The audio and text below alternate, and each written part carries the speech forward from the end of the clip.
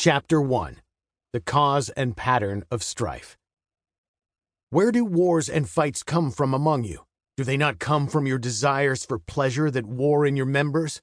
You lust and do not have. You murder and covet and cannot obtain. You fight and war. Yet you do not have because you do not ask. You ask and do not receive because you ask amiss, that you may spend it on your pleasures. James chapter 4, verses 1 through 3. James discusses three things in these opening verses. First, what causes strife? Who is to blame for it? His answer that strife comes from our own hearts is obvious but has massive ramifications when it is accepted and believed. Second, he shows the pattern of strife, which helpfully reveals the telltale signs that bring it about. Knowing the pattern is helpful because it allows the Christian to identify situations that bring contention out of one's heart. Third, he answers the question of why our desires go unfulfilled, and he pinpoints problems with our prayer lives and our view of God. These verses are remarkably applicational and experiential. The cause of strife. James starts his chapter by teaching us an important principle.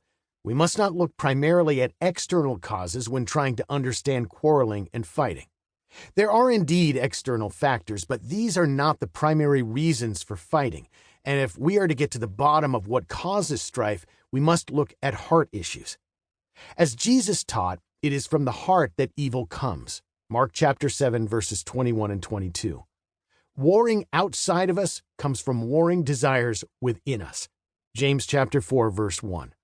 If a married couple is fighting a lot, for example, it is very easy to think that the strife is happening because there's not enough money, or she's not submissive enough, or he is too controlling.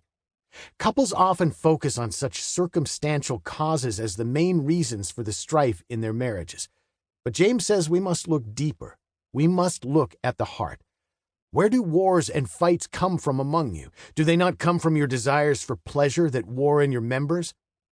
James locates the problem in our hearts.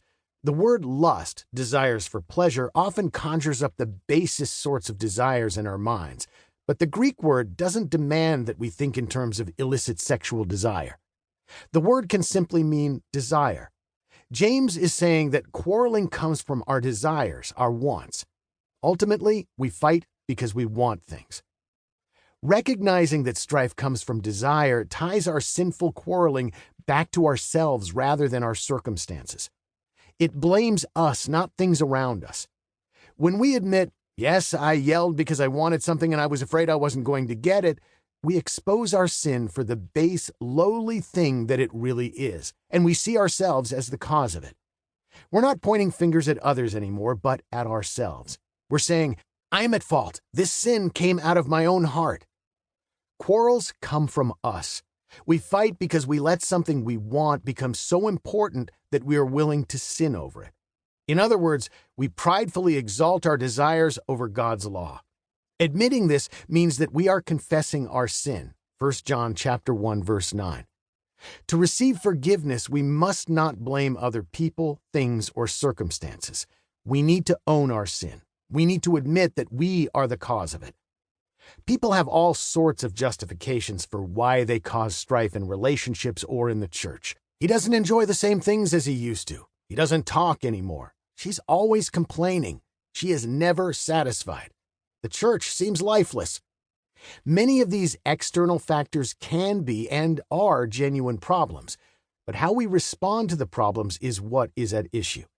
When a wife wants her husband to talk with her so much that she resorts to insulting him when he doesn't do so, she has caused strife because of her desires.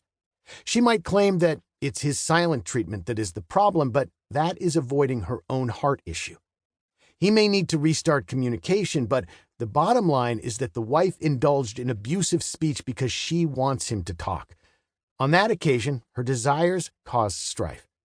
A husband who yells at his wife because she expresses discontent needs to recognize the same thing.